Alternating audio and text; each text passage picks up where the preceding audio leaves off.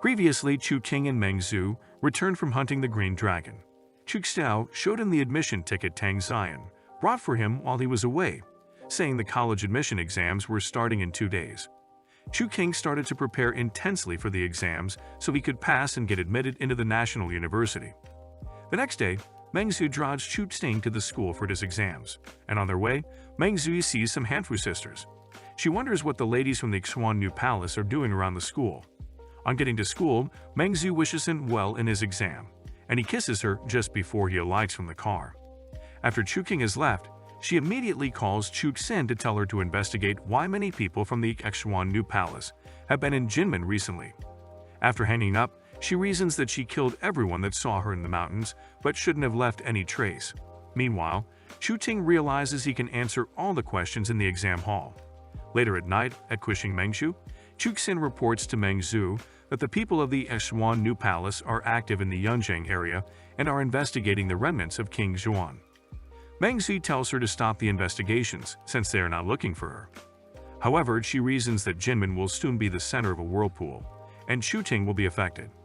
She receives a call from Chu King, who tells her that his exam was good. She then tells him she won't come home that night and will stay back at Kuxing Mengshu to do something. Chu Ting thinks she is strange and wonders what could be happening, but he continues preparing for the next day's exam anyway. Meng Zhu reasons that she won't let something bad happen to Chu Ting. After the next day's exam, Chu Ting waits for Meng Zhu to pick him up, but she doesn't show up, and he wonders if anything is wrong with her. Tang Ziyan pulls up her car before him and tells him to get in so she can take him home. She tells him she thought he wouldn't take the college entrance exams, and he thanks her for reminding him. On getting home, he meets an elder from the Xing family who relays a message from Xing Lai that some people have been monitoring him recently. He acknowledges the message and heads inside the house.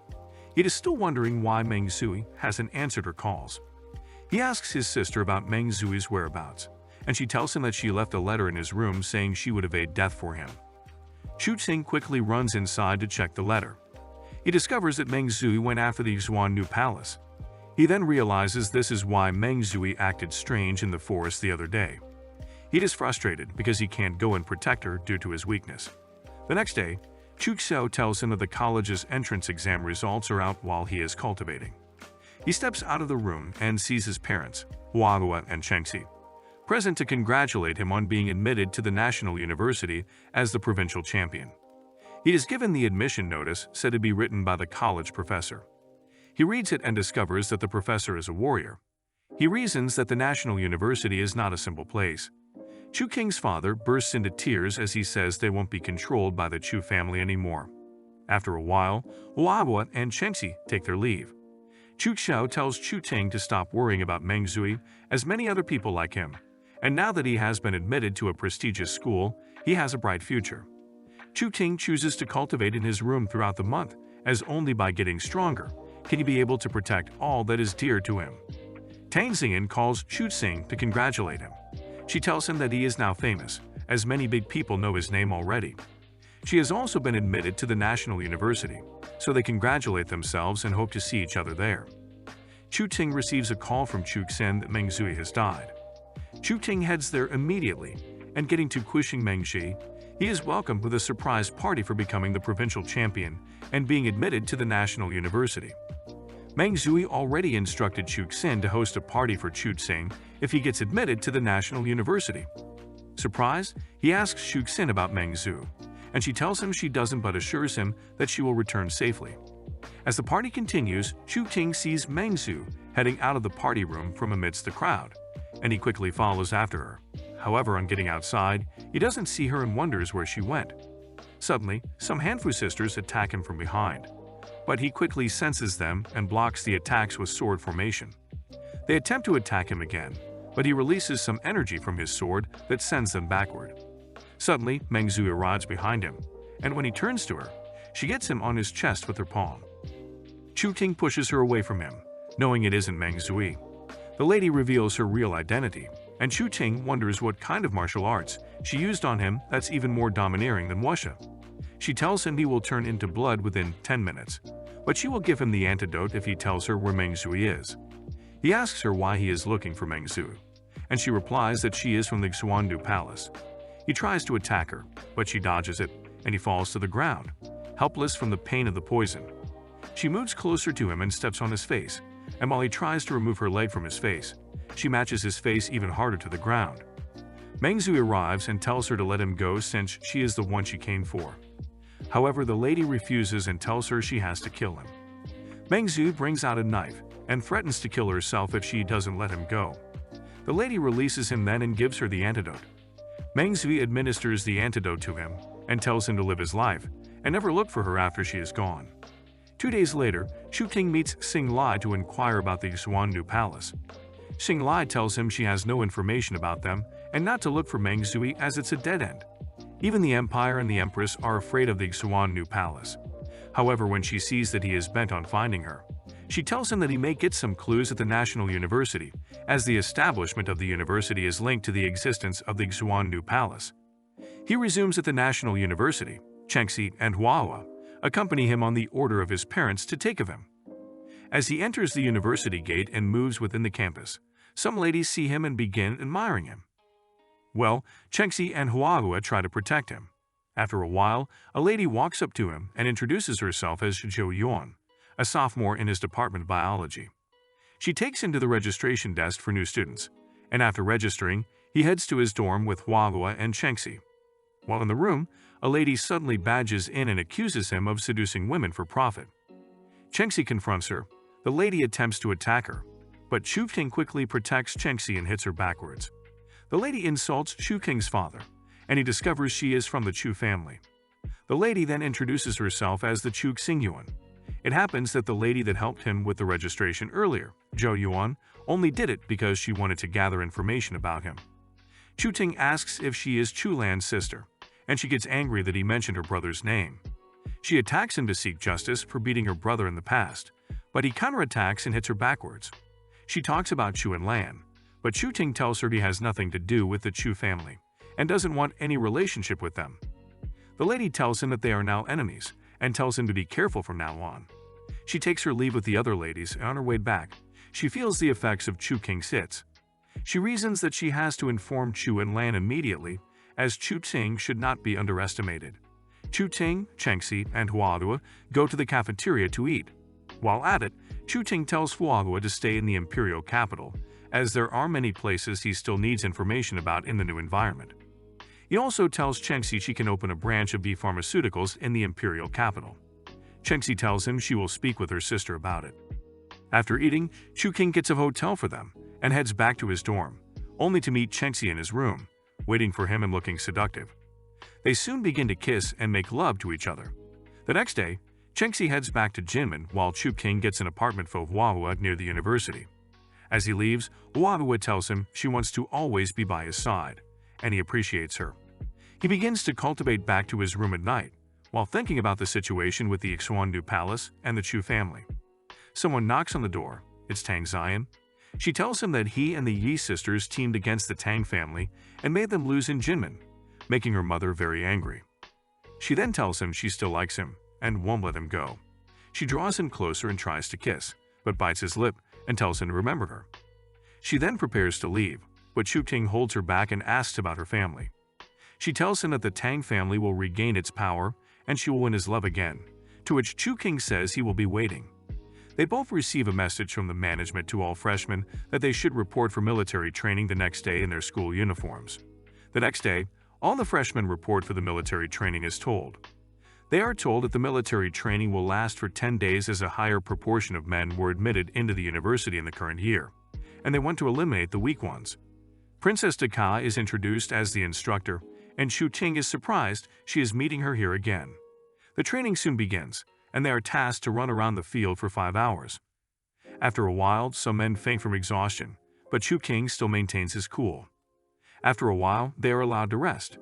Daka comes to flirt with Chu Ting where he is, but he tells her he is not interested. Meanwhile, a guy and 2 other students are watching him. The guide is jealous that Chu Ting is talking with the princess and plans to teach him a lesson. In the next scene, while Chu Ting washes in the men's bathroom, 2 guys attack him, but he beats them instantly. As he heads out of the bathroom, the 3rd guy attacks him, but Chu Ting is quick enough to stop his punch. The guy sees that his friends have been beaten and is shocked. He is shocked that Chu Ting too practices Taoism. Chu Ting pushes him to the wall and points out that he is uninterested in the princess. He says Kai is annoying, and the guy gets furious over him saying that about her. He attempts to attack Chu Ting again, but Chu Ting beats him too.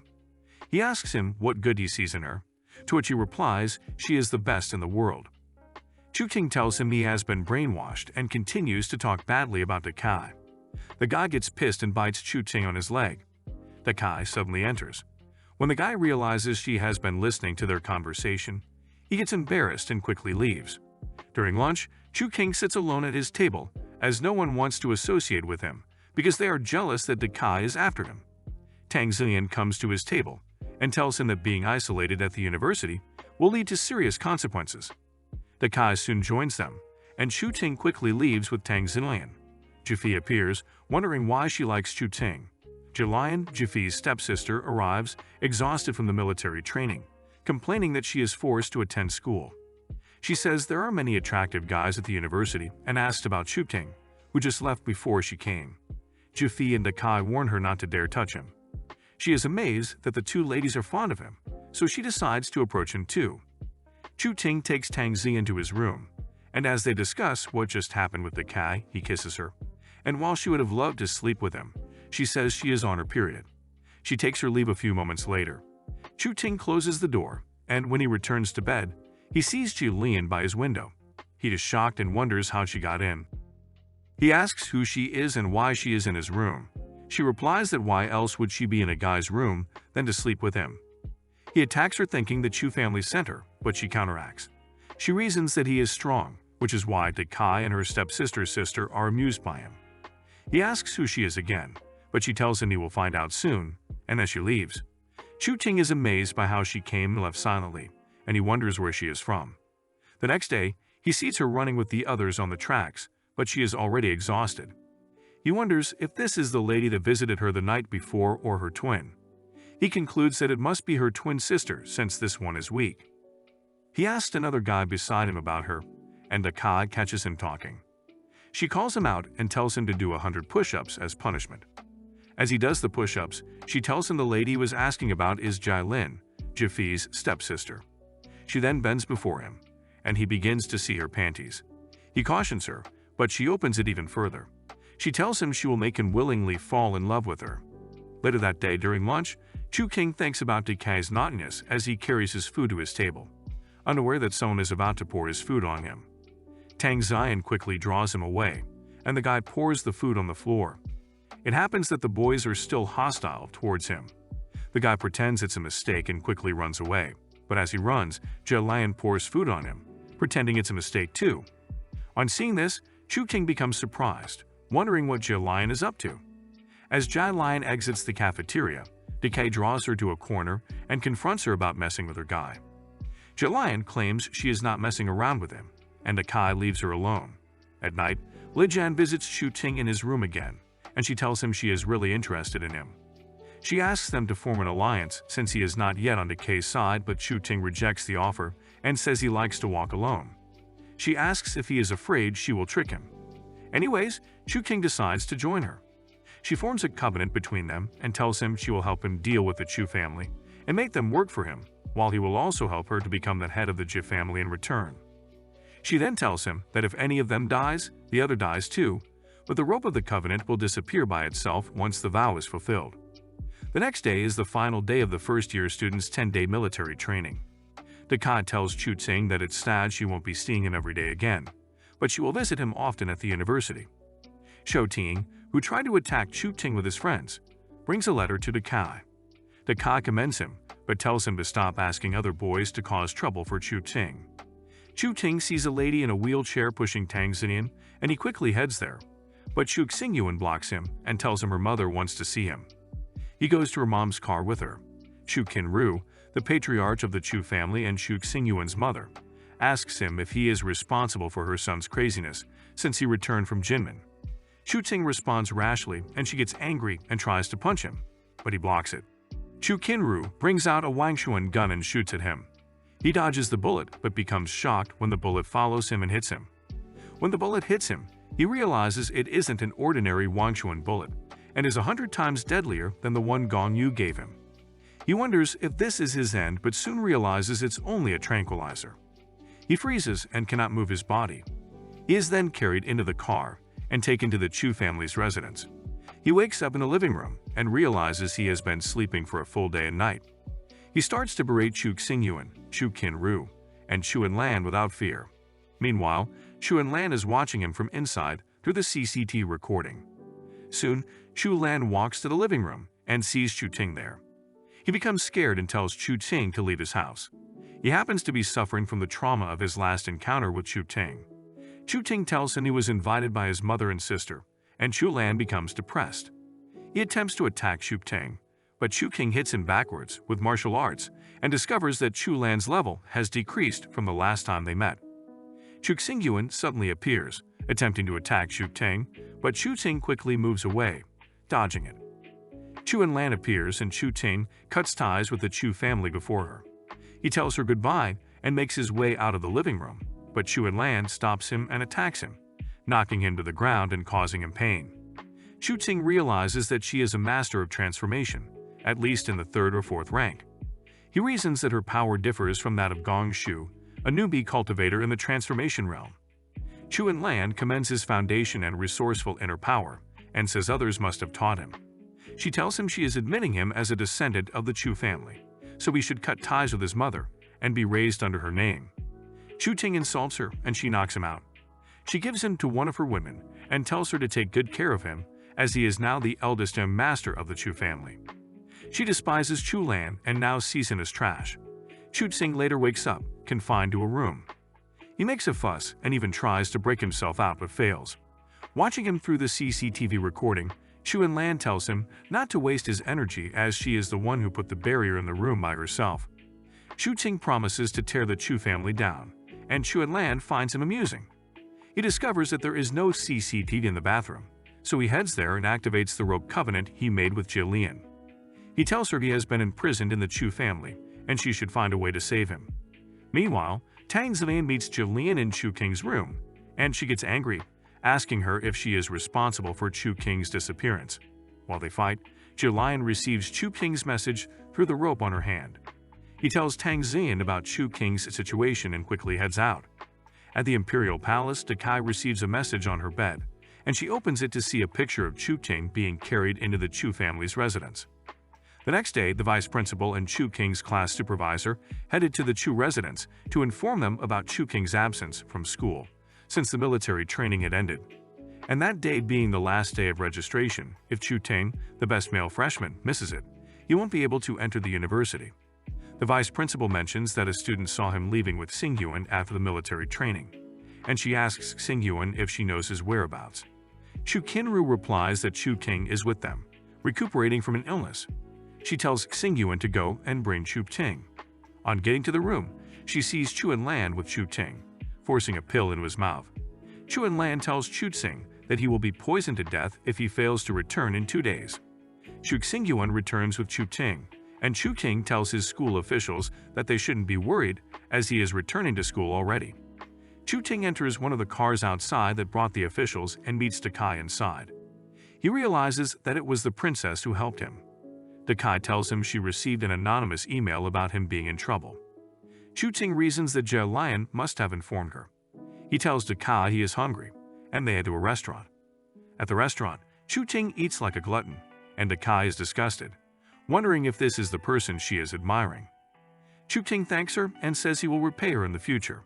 She tells him to repay her today by sleeping with her. Chu King makes up an excuse, telling her he is weak, as Chu Enlan poisoned him before he got out. Dakai tells him she will not force him, but will make him desire to sleep with her willingly someday. The next day, Chu Ting meets Jillian and thanks her for helping him. Jillian asks about the poison, and Chu Ting replies that he detoxified it before leaving the Chu residence. He goes to his room and meets Tang Zillian waiting for him. She hugs him, and he tells her it was just a small problem. Tang Zillian gets angry because of this, but he calms her anyway. He then asks her about the lady in a wheelchair who pushed her the other day. She replies that it was her cousin, Xiao Chuxu, the only daughter of the Qiao family of imperial physicians.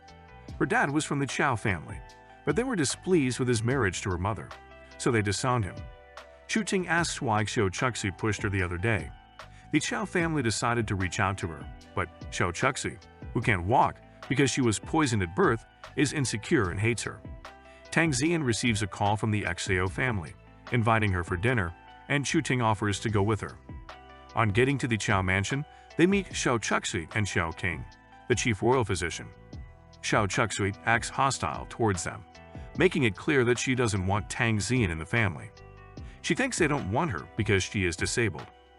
Tang Ziyan apologizes and turns to leave with Chu Ting. Xiao Lu, Ziyan's grandmother, calls her back, explaining that Xiao Chuxi is just being spoiled and needs to learn to be decent, even though the Qiao family will end since it doesn't have a successor. Chu Ting asks Xiao Chuxi to show him her legs, and she is ashamed to show them to him. He examines it, and she is amazed that he is not disgusted by the sight of it. He compliments her legs and says they would be very beautiful if she recovers from her sickness, making her blush. Tang Ziyan, already getting jealous, asks him what he discovered from examining the legs. Chu Ting tells him that Xiao Chuxi is poisoned with Swan Ming Han, and had she not been born into a family of imperial physicians, she wouldn't have lived to be 3 years old. Xiao Lu says that she studied the poison for many years and could not make an antidote but has only been able to relieve the pain as much as possible and prolong her lifespan. Chu Ting tells Xiao Lu that Chuxi doesn't have much time left to live, and Chuxi becomes sad. However, Chu King says he can cure the sickness, but the process will be very painful, and the medicinal materials are very difficult to find. The Qiao family is shocked. Xiao King tries to ridicule him, but Xiao Lu shuns her. He tells them that they would need to make some arrangements. Xiao Lu tells Xiao King to attend to his needs while she goes inside with Tang Ziyan. She presents a gift to Tang Ziyan, saying it was supposed to be her dad's wedding gift, but she couldn't give it to him because of the conflicts at the time. Tang Ziyan doesn't want to accept it, but Xiao Lu insists, saying this is what she owes her and her father. Xiao Lu regrets being apart from her son when he was still alive. Tang Ziyan tells her that was her father's regret before he died. Meanwhile, Chu Ting and Xiao Chuxi are in the garden. She asks if he can really heal her legs. Then he uses magic to make a bouquet of roses from the flowers in the garden and gives it to her, assuring her that she will be as beautiful as the roses in a month. Xiao King brings Xiao Chuxi's medicine for her to drink. Chuxi is reluctant to drink it as it is very bitter. Chu Ting tells Xiao King that Chuxi doesn't have to take such bitter medicine anymore, which makes Chuxi happy, and Xiao King is quite offended. Chu Ting and Tang Ziyan head back home, and Xiao King talks badly about Chu Ting, saying he is too arrogant. And guess who is already crushing? Xiao Chuxi. She defends him. Tang Ziyan is jealous that Chu King was close to Xiao Chuxi, and even gave her roses. Chu Ting makes her even more jealous by complimenting Chuxi's beauty, and when she tries to hit him, he presents her with flowers too. He tells her he likes her, and they both head to the nearest hotel. At the hotel, Tang Ziyan tries to be in control, but Chu King takes charge, and they both make love. The next day, Tang Ziyan is embarrassed about the previous night that she, being the woman, could not take charge when making love to her boyfriend. Chu Ting wonders if she is angry because she refuses to talk to him. Suddenly, Chu Enlan arrives and is seen with Chu Ting. She refers to him as her grandson, and the surrounding students are shocked that Chu Ting is the grandson of such a prestigious woman. Chu Enlan tells Chu Ting not to think he can get out of her control, as she can also ruin his life as she did to his mother. Chu Ting tells her he will make her pay for her sins, and she laughs out of amusement. She likes kids like this. She tells him that she heard that Dakai likes him, and says she won't let him marry her as Dakai is not worthy of him. She would rather marry him off to the noblest woman in the empire. Chu Enlan leaves, and Chu Xinjuan attacks him immediately, asking what Chu Enlan told him. She blames him as the reason her brother, Chu Lan, will be betrothed to a perverted lady. Chu King sternly tells her it is not his fault but Chu Enlan's, who obviously doesn't care about Chu Lan. He leaves and heads for a lecture. The teacher, Lu Tong, teaches about the human body as it relates to the practice of martial arts. Chu Ting is familiar with the courses of his department as they are quite similar to those he took in his past life. The teacher continues teaching and states men's difficulty in practicing ancient martial arts is due to their body constitution. Chu Ting raises his hand and says he doesn't agree with something the teacher said. He says that Taoism is not only used to strengthen the body, and the reasons for men's difficulty in it are different. He also adds that men can slow practice martial arts. His classmates begin to laugh at him. He further explains how a man can practice ancient martial arts without having to be a eunuch, as the belief is. Liu Tong is shocked and tells him to come to her office after the class.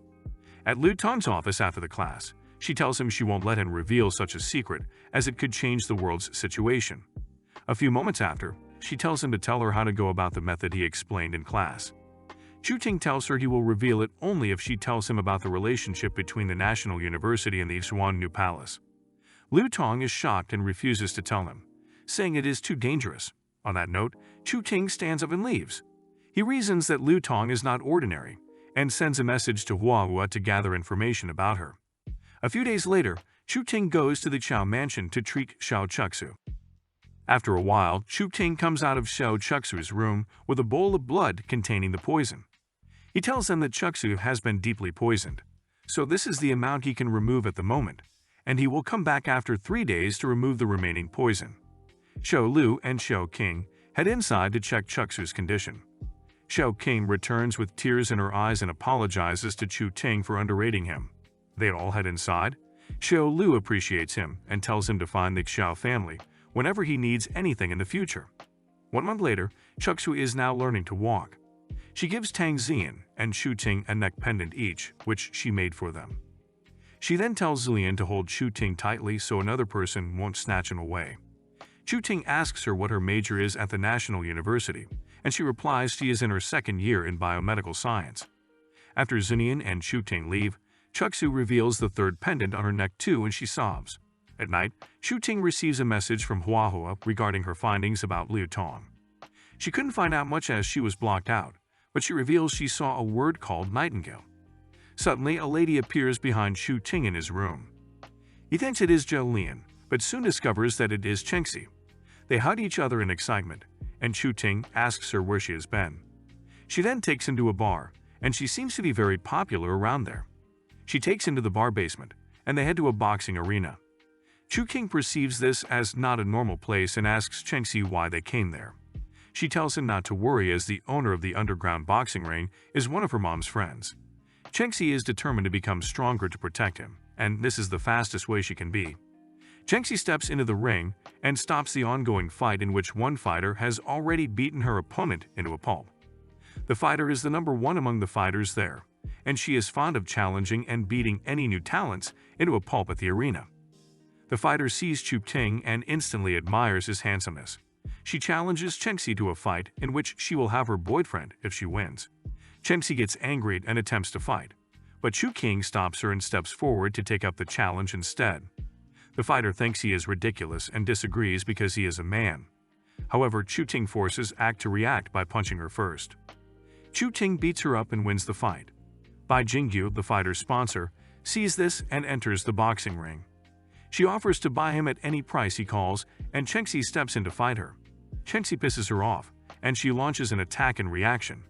Chu King becomes scared when he discovers the woman is at least in the 4th stage of the Supreme Realm, and Chengxi is not yet in that realm. However, Chengxi forms a barrier and blocks the attack, causing Chu Ting to realize that she has already broken through the Supreme Realm, and is even in the 6th stage. Bai Jingyu gets frustrated and brings out a Wangchuan gun. The referee tries to caution her, but she shoots the gun at her. Everyone in the boxing arena flees at the sight of this.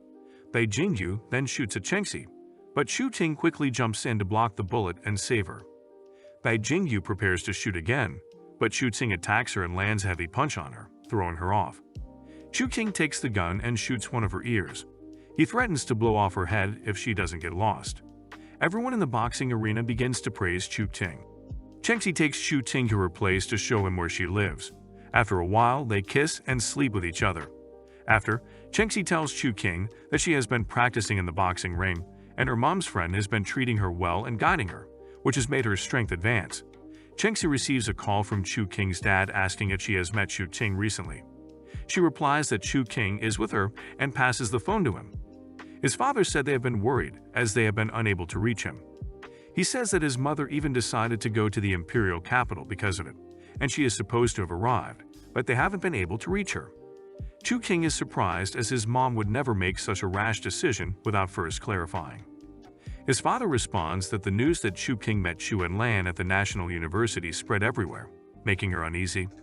After hanging up the call, he immediately sends a message to Xinglai to protect his family, tells Manhwa to find out the cause of the call restriction on his phone, and tells Kat to help him find his mom. He quickly dresses up and heads to the Chu residence. He meets Chu Enlan and asks about his mother. Chu Enlan tells him that Chu Lan's wedding is in 2 days, and she wants him to go along with her to see the people of high status that will also be present. She also tells him to cut off all the worthless women in his life, or she will do it herself. Chu King gets angry and tries to attack her, but she blocks it. He asks about his mom again, and she tells him that he will get the chance to see his mom if he does all that she said, but he might only meet a dead body if he doesn't. Chu Ting returns home and begins cultivating as much as possible to be stronger. He receives some messages from Manhwa telling him that she has taken care of the restriction on his calls. Meanwhile, Chu Xingyuan is very drunk as she returns home. Her mother draws her to a corner and rebukes her. However, she talks sarcastically about Chu Enlan. She asks if her mom is happy being Chu Enlan's pawn. Her mom gets angry and slaps her, but soon apologizes for giving birth to her and her brother into this kind of family. Chu Lan appears and tells them to stop fighting. He tries to console her sister, and they begin to cry. 2 days later, Chu Lan gets married to Bei Jingyu. Chu King thinks Chu Enlan is cruel for forcing Chu Lan to marry the woman he encountered at the boxing arena. The Kai Jifi and Jalian arrive at the wedding venue. Chu walks up to him to tell him that many people are already attracted to him. They begin to discuss the event around Chu Lan's wedding. Chu tells him that Chu Enlan plans to take advantage of the wedding to introduce him to the aristocrats, who would also be present and then attract the princess's eyes. Someone calls Chu Tsing into the hall as the wedding starts. Chu Enlan tells Chu Tsing that the princess is busy and will not be attending. She says it's a bit off track from her initial plan, but doesn't change the intended result. Chu Xingyuan didn't attend the wedding as she couldn't bear seeing her brother marry off to someone he didn't want. They join the new couple, and Chu Enlan mounts the stage to thank everyone for coming. She then announces the return of Chu Ting to the Chu family and talks about his achievements. She welcomes him to the stage, and when Bei Jingyu sees this, she complains that the Chu family kept the superb guy from her and gave her the trashy one. While Chu King stands beside Chu Enlan, he reasons that he will make her pay double for all she has done. He suddenly sees Jia Yu waving at him in the crowd. After, Jia Yu takes him out to show him a surprise. It's his mom. His mother begins to narrate what happened. After seeing news that Chu Enlan went to meet Chu Ting at the university, she dialed his number immediately, and it wasn't reachable. She quickly prepared to go to the imperial capital to find out what had happened to him, and on her way, she was attacked. However, Jia Yu came just in time with his agents to rescue her, but she was slightly injured. She tells him that her injuries are almost healed and appreciates him for the pendant he gave her, which has helped her retrieve her ancient martial arts. Chu Ting becomes angry that Chu Enlan tricked him, and he tries to leave to meet her, but his mother stops him, saying she is powerful and would need a solid plan to uproot her. She tells him to pretend he hasn't met her as she needs more time. Chu King heads home and sees Chu Xingyuan depressed, walking alone in the rain. He brings an umbrella over her head. She still thinks about her brother's situation. Chu Xingyuan is now very displeased with her grandmother, Chu Enlan. Will she join Chu King and his mother in the plans to finally uproot her? Let us know if you want the next part in the comment section by commenting reverse. Also, don't forget to like this video and subscribe to our channel. See you guys in the next video.